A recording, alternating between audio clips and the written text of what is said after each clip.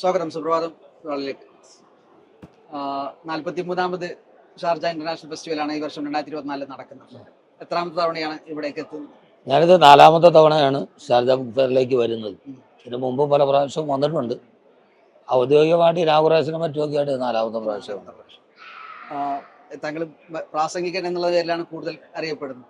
പ്രസംഗം ഒരു കലയാണെന്ന് പറയുന്നത് പോലെ തന്നെ വാക്കുകൾ കൃത്യമായിട്ട് എത്തേണ്ടതുണ്ട്. ഈ വാക്കുകളുടെ താങ്കളാണെങ്കിൽ താങ്കളുടെ ഒരു പ്രസംഗത്തിന്റെ സ്റ്റൈല് തന്നെ അതാണ്. ഒരു വാക്ക് ഒരു ബ്രേക്ക് പോലും വരാതെ തുടർച്ചയായിട്ട് വരിക എന്നുള്ളതാണ്. വായനയാണോ ഇത്രയും അധികം ഒരു വൊക്കാബുലറി ഉണ്ടാക്കിയെടുത്തത്? തീർച്ചയായും വായന തന്നെയാണ്. കാരണം ഈ വാക്കുകൾക്ക് എപ്പോഴും മനോഹാരിത ഉണ്ടാകണമെന്നാണ്. ഈ മൂസാ നബി അലൈഹി സ്വലാത്തു വസ്സലാം ഫിറോന്റെ അടുക്കിലേക്ക് പോകുമ്പോൾ അള്ളാഹുവിനോട് പറയുന്നുണ്ട്, പടച്ചോനെ എനിക്ക് നാവിനൊരു കെട്ടുണ്ട്, എൻ്റെ ഭാഷ അത്ര മനോഹരമല്ല, അതുകൊണ്ട് തന്നെ എൻ്റെ നാവിനൊരു കെട്ടുള്ളതുകൊണ്ട് എനിക്ക് ഭാഷ നല്ല രീതിയിൽ പ്രയോഗിക്കാൻ കഴിയില്ല. അള്ളാഹുവിനെ കുറിച്ച് മൂസാ നബി പ്രസംഗിക്കുമ്പോൾ, ആളുകൾ മുമ്പിൽ പ്രസംഗിക്കുമ്പോൾ ഫിറോൻ പരിഹസിക്കുന്ന ഒരു രംഗം ഖുർആൻ പറയുന്നുണ്ട്. വലാ യക്കാദു യുബീൻ, പറഞ്ഞാൽ തിരിയാത്തവൻ. ഇവൻ എന്തെങ്കിലും ആളുകളോട് പറഞ്ഞാൽ ആളുകൾക്ക് അത് മനസ്സിലാവില്ല. നമ്മളൊരു പ്രഭാഷണം ചെറുതാകട്ടെ വലുതാകട്ടെ, നമ്മളത് പറയുമ്പോൾ എന്താണ് പറയുന്നതെന്ന് ഈ കേൾക്കുന്ന ആളുകൾക്ക് മനസ്സിലാവാൻ കഴിയും. അപ്പോൾ അവർക്ക് മനസ്സിലാവാൻ കഴിയുന്ന, അവരുടെ ഹൃദയത്തിലോട്ട് ഇറങ്ങാൻ കഴിയുന്ന നല്ല വാക്കുകൾ പ്രയോഗിക്കുക എന്ന് പറയുന്നത് പ്രസംഗത്തിൻ്റെ പ്രധാനപ്പെട്ട ഭാഗം. അതായത് ചെറുപ്പത്തിൽ ഞാൻ നന്നായിട്ട് വായിക്കും. ആ വായിക്കുന്ന വായന നമുക്ക് ചിലപ്പോൾ വായിക്കുമ്പോൾ നമുക്ക് ചിലപ്പോൾ ഒന്നും മനസ്സിലാവില്ല. പക്ഷെ ആ വായിക്കുന്ന നമ്മുടെ മനസ്സിൽ പതിയും. നമുക്കതിൽ നിന്ന് പിന്നീട് ഒരു പ്രഭാഷണ സമയത്ത് അതറിയാതെ നമ്മുടെ ഹൃദയത്തിലുള്ളത് നമ്മുടെ നാവിലേക്ക് വരും. അപ്പോൾ ചെറുപ്പം മുതലേ ഞാൻ നന്നായിട്ട് വായിക്കുമായിരുന്നു. ആ വായനയിൽ നിന്നാണ് ഞാൻ അങ്ങനെ ഒന്ന് രൂപാന്തരപ്പെടുത്തിയത്. പ്രസംഗത്തിലേക്ക് വരുന്ന ഒരു വഴിക്കൊക്കെ ഈ ഇത്രയും കാലം വായിച്ചതിൽ ഏറ്റവും കൂടുതൽ ഇൻസ്പയർ ചെയ്തിട്ടുള്ള പുസ്തകം എന്നുള്ളത് എന്തായിരിക്കും പറയുന്നത്? ഞാൻ വായിച്ച പുസ്തകങ്ങളിൽ ധാരാളം പുസ്തകങ്ങൾ വായിച്ചിട്ടുണ്ട്. ആ വായിച്ചതിൽ എന്നെ സ്വാധീനിച്ച പുസ്തകം ഏതാണെന്ന് വെച്ചാൽ ധാരാളമുണ്ട്. ഈ ചരിത്രം വായിച്ചു പോകുമ്പോൾ ഡൊമിനിക് ലാപ്പിയറിൻ്റെ ദ ഫ്രീഡം അറ്റ് മിഡ്നൈറ്റ്, ഞാനത് വായിച്ചിട്ട് വളരെ അത്ഭുതത്തോടെ നിൽക്കാറുണ്ട്. കാരണം ഒരു രാജ്യത്തിൻ്റെ സ്വാതന്ത്ര്യത്തിന് മുമ്പ് ശേഷമുള്ള സാമൂഹിക രാഷ്ട്രീയ മാറ്റങ്ങളെ വളരെ മനോഹരമായിട്ട് അവർ എഴുതിയിട്ടുണ്ട്. അപ്പോൾ അതുകൊണ്ട് തന്നെ ഒരു ഇന്ത്യയുടെ ചരിത്രം വായിച്ചു പോകുമ്പോൾ എന്നെ നന്നായിട്ട് സ്വാധീനിച്ചത് ആ പുസ്തകങ്ങളാണ്. പിന്നീട് ചെറുപ്പകാലത്ത് മുതലേ ധാരാളം നമ്മുടെ ചെറിയ ബുക്കുകളൊക്കെ ഉണ്ടല്ലോ, നമ്മുടെ സമാജത്തിലൊക്കെ ഉണ്ട്. അതൊക്കെ വായിച്ച് നന്നായിട്ട് വായിക്കും. പിന്നെ എന്നെ സംബന്ധിച്ചോളം വായന എന്ന് പറഞ്ഞാൽ ഒരു പ്രത്യേക വായനയല്ല. അപ്പം പലഹാരക്കടയിൽ, ചായക്കടയിൽ പോയിട്ട് പലഹാരം വാങ്ങിച്ചുകൊണ്ട് ഒരു കടലാസ് പൊതിഞ്ഞുകൊണ്ട് വന്നാൽ അതായത് കടലാസ് വായിച്ചിട്ട് കഴിക്കും. അങ്ങനെ എല്ലാം വായിക്കുന്ന ഒരാളാണ്. ചിലപ്പോൾ ആ ചെറിയൊരു കീറിയ കടലാസിലുള്ള ഒരു പോയിന്റ് ആയിരിക്കും പിന്നീട് നമ്മൾ വലിയൊരു പ്രസംഗത്തിൽ ഉപയോഗിക്കും.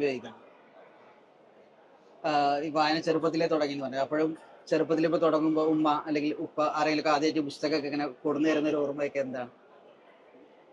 ഞാൻ അങ്ങനെയുള്ളൊരു സാഹചര്യമൊന്നും എൻ്റെ ചെറുപ്പകാലത്ത് ഉണ്ടായിരുന്നില്ല. ഒരു പുസ്തകം വാങ്ങിച്ചു തരാനോ അല്ലെങ്കിൽ വായിക്കാൻ പറയാനോ ഉമ്മ തീർത്ത് സ്കൂളിൽ പോയിട്ടില്ല.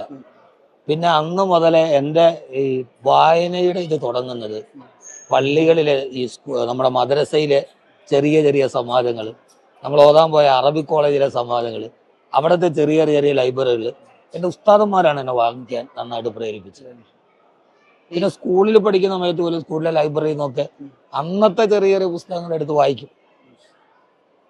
ഈ വായനയുടെ കൂടെ തന്നെ ഇപ്പോൾ പഠിക്കുന്ന സമയത്ത് മനോരമയുടെ ഡൈജസ്റ്റ് വായിക്കും, ഇയർ ബുക്ക് വായിക്കും. എന്ന് പറഞ്ഞാൽ നമുക്ക് വിവരങ്ങൾ ലഭ്യമാകുന്ന ഏതൊക്കെയാണോ എല്ലാം വായിക്കും. ഡൊമിനിക് ലാപ്പിയറിന്റെ ഫ്രീഡം അറ്റ് മിഡ്നൈറ്റ് പറഞ്ഞു.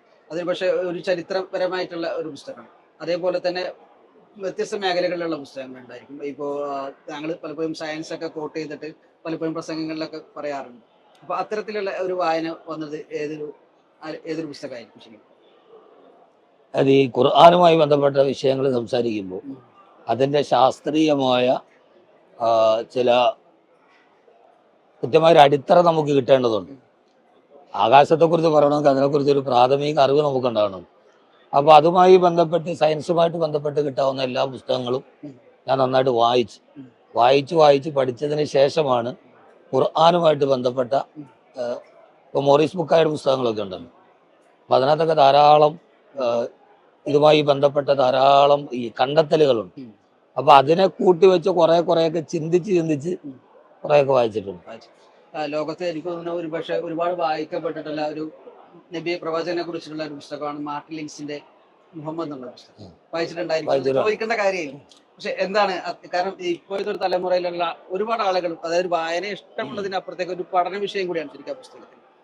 മാർട്ടിൻ ലിങ്സ് ആയിരിക്കുന്ന സമയത്ത് അബൂബക്കർ ആയിരിക്കുന്നതിന് മുമ്പ് എഴുതിയൊരു പുസ്തകമാണ്. അപ്പോൾ ഒരു പഠന വിഷയമാണ് ഇത്തരം കാര്യങ്ങൾ. പക്ഷെ പലപ്പോഴും ജനറേഷൻ നമ്മുടെ പുതിയ ആളുകളൊന്നും ഇത്തരം പുസ്തകങ്ങളിലേക്ക് എത്തുന്നില്ല എന്നുള്ളൊരു കാഴ്ചപ്പാടുണ്ടോ?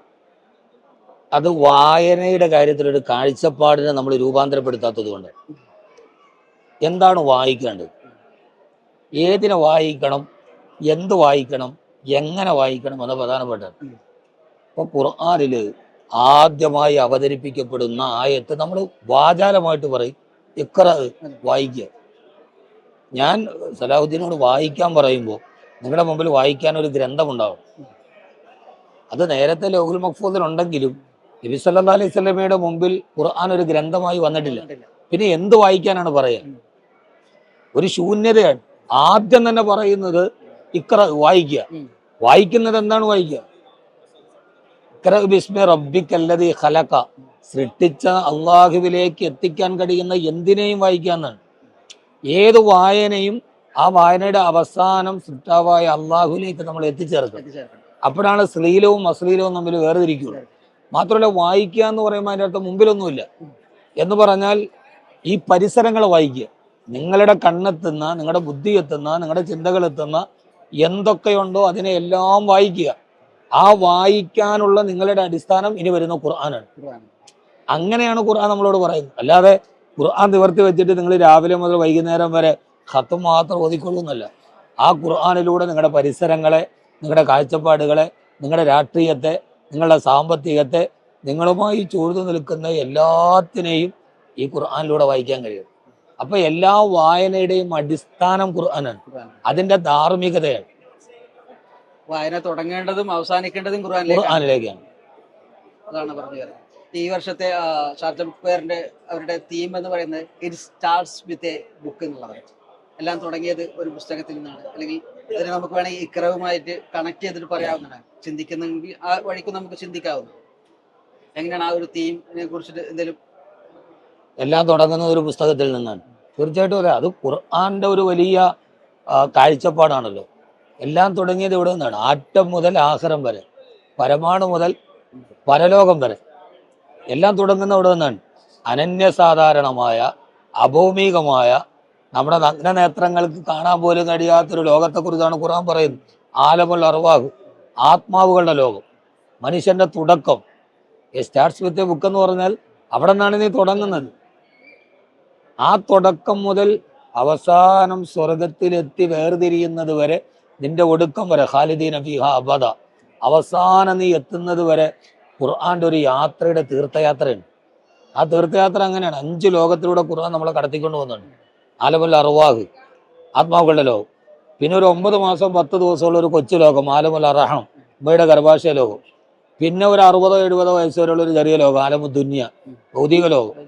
പിന്നെ ഇസ്രാഫീൽ തുറന്ന കാലത്തിൽ ഊതുന്നത് വരെയുള്ള ഒരു കൊച്ചു ലോകം, ആലമുൽ ബർസഖ്, ഖബറിലെ ജീവിതം. പിന്നെ കാലാകാലത്തെ ആലമു മഹ്ശർ, പരലോകം വരെയുള്ള ലോകം. അപ്പൊ എല്ലാം തുടങ്ങുന്നത് ഒരു പുസ്തകത്തിൽ നിന്നാണ്. ആ ഇപ്പൊ ഷാർജ ബുക്ക് ഫെയറിന്റെ തലക്കെട്ട് കറക്റ്റാണ്. സ്റ്റാർട്ട് വിത്ത് ബുക്ക്, തുടങ്ങുന്ന ബുക്കിൽ നിന്നാണ്, ഇതിൽ നിന്നാണ്. ആ ബുക്കിന്റെ പേരാണ് ഖുർആൻ. മാ ഫറത്നാ ഫിൽ കിതാബി മിൻ ഷൈ, ഇതിൽ ഞാൻ പറയാത്തതൊന്നുമില്ല. ഓക്കെ, വളരെ തിരക്ക് പിടിച്ച ഷെഡ്യൂളാണെന്ന് അറിയാം. കാരണം ഇവിടെ വന്ന് ഒരുപാട് കാര്യങ്ങൾ ചെയ്ത് തീർക്കാനും ഒരുപാട് വായിക്കാനും എല്ലാം ഉണ്ട്. ഈ വായനക്കാരോടുള്ള എൻ്റെ ഒരു വലിയ ഉപദേശം എന്ന് പറയുന്നത്, എന്തിനേ നമ്മൾ ഖുർആനിന്റെ കണ്ണുകളിലൂടെ വായിച്ചാൽ ആ വായനയ്ക്കൊരു വെളിച്ചം ഉണ്ടാവും, ആ വായനയ്ക്കൊരു തീഷ്ണതയുണ്ടാവും. അതുകൊണ്ട് പ്രസംഗത്തിലൊക്കെ ഞാൻ കൂടുതൽ ഉപയോഗിക്കുന്ന ഖുർആനാണ്. അത് നമുക്ക് തരുന്ന വായനയുടെ പുതിയ ലോകം ചെറുതല്ല. ഖുർആൻ നമ്മളെ ഒരു ഗവേഷണത്തിലേക്ക്, ഒരു ജാലകവിരിങ്ങനെ തുറന്നു തരികയാണ്.